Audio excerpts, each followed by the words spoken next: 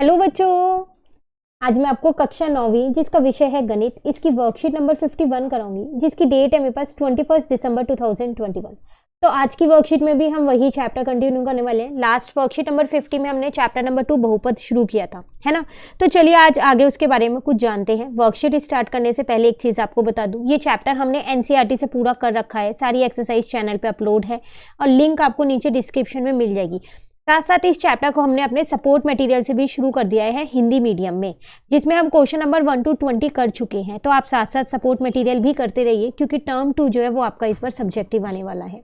ठीक है, चलिए अभी स्टार्ट करते हैं हम अपनी वर्कशीट। यहाँ पर तो स्टार्टिंग हमको क्या दे रखी है ये जानते हैं। देखो यहाँ आपसे क्या कह रहा है, एक बहुपद के प्रत्येक पद का एक गुणांक होता है। जैसे x cube plus 5x square minus 7x minus 3 में एक्स क्यूब का गुणांक 1, एक्स स्क्वायर का गुणांक 5, एक्स का गुणांक -7 व एक्स की घात जो 0 है उसका गुणांक -3 है। देखो आपसे क्या कह रहा है, जो भी एक बहुपद होता है, आपने लास्ट क्लास में सीखा कि बहुपद क्या होता है, एक या एक से ज़्यादा पदों से मिलके जो बनता है ना। तो जो भी बहुपद होता है ना, उसमें जितने भी पद होते हैं ना, उन सबका एक एक गुणांक होता है। उदाहरण के तौर में उन्होंने हमारे को एक बहुपद दिया है, यहाँ पर ये रहा। ठीक है, अब अगर मैं इनमें एक एक पद देखूं तो एक पद आपके पास ये है, एक पद ये। याद रखिएगा साइन के साथ को ही पद को लेना है, एक पद ये और एक पद ये है। ठीक है, अब अगर मैं गुणांक की बात करूं यहाँ, तो एक्स क्यूब ये जो है इसका गुणांक क्या है, इसके आगे देखो कुछ नहीं है तो आप 1 लगाओ। ठीक है, तो इसके आगे 1 लगा हुआ है तो यही इसका गुणांक है। मैं आपसे कहूँ एक्स स्क्वायर का मुझे गुणांक बताओ, तो उसके आगे 5 लिखा है तो 5 उसका गुणांक हो जाएगा। मैं आपसे कहूँ मुझे x का गुणांक बताओ, उसके आगे -7 लिखा है। याद रखिएगा बहुपद में साइन का ध्यान रखिएगा, प्लस माइनस का, माइनस हो तो लेके चलना है साथ में। ठीक है, -7 का गुणांक बताओ तो यहाँ x का गुणांक बताओ तो वो -7 हो जाएगा। अब मैं आपसे कहूँ देखो -3 है, इसमें तो कोई चर है नहीं, तो मैं उसकी जगह यहाँ x की घात 0 लगा सकती हूँ। क्यों? क्योंकि जिसकी भी घात 0 होती है उसका मान तो पूरा 1 ही हो जाता है ना। तो x की घात 0 का मतलब तो 1 ही हो गया ना। अभी -3 को 1 से इंटू करेंगे तो -3 तो आएगा। तो अब मैं आपसे कहूँ कि x की घात 0 इसका गुणांक बताओ, तो इसका गुणांक है -3। तो गुणांक निकालने आपको आ गए कि कैसे निकाला जाता है गुणांक। आपको एक क्वेश्चन भी दे रखा है यहाँ पर, देखो ये रहा, निम्नलिखित में से प्रत्येक में एक्स स्क्वायर का गुणांक लिखें। तो गुणांक अभी हमने जाना, तो देखो एक्स स्क्वायर ढूंढो, यहाँ पर है तो इसके आगे कुछ नहीं है तो 1 लगा सकती हूँ, तो -1 इसका गुणांक हो गया। दूसरे बहुपद में देखो तो एक्स स्क्वायर है ही नहीं, ये पद ही नहीं है, तो उसको मैं ये लिख सकती हूँ 0 इंटू में एक्स स्क्वायर, क्योंकि 0 को जिससे भी गुना करेंगे तो 0 ही आएगा। तो इसका गुणांक क्या हो जाएगा 0। यहाँ पर देखें इसका गुणांक तो ये रहा, तो इसका गुणांक हो जाएगा 4। प्लस का 4 लिखो या 4 लिखो एक ही बात है। ठीक है, उसके बाद आगे आपसे क्या कह रहा है, एक बहुपद में चर की सबसे बड़ी घात वाला पद के घातांक को बहुपद की घात कहते हैं। अब बात करते हैं हम कि बहुपद की घात क्या होती है।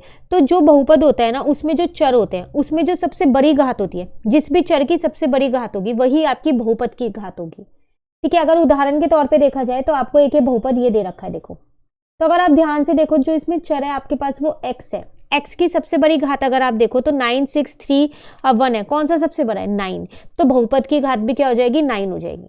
तो जो सबसे बड़ी घात होती है ना चर की, वही बहुपद की घात होती है।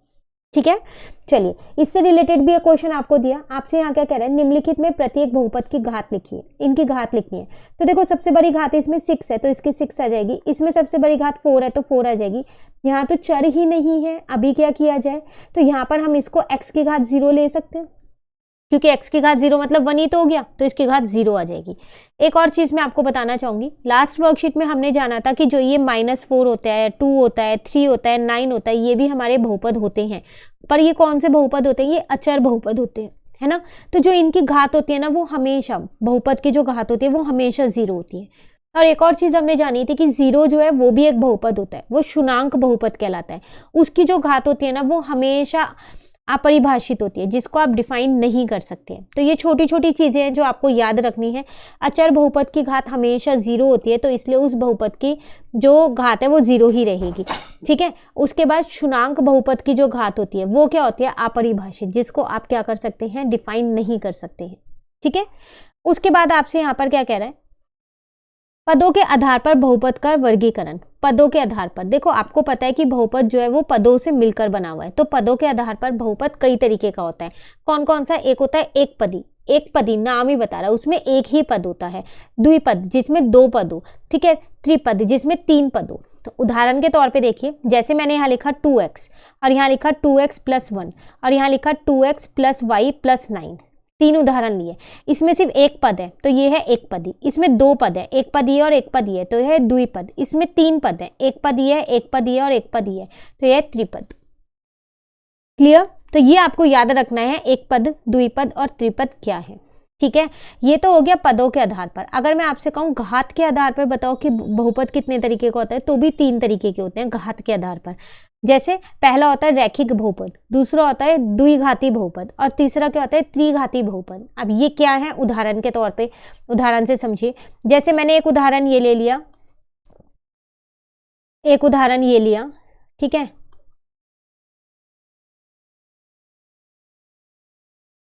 एक ये लिया।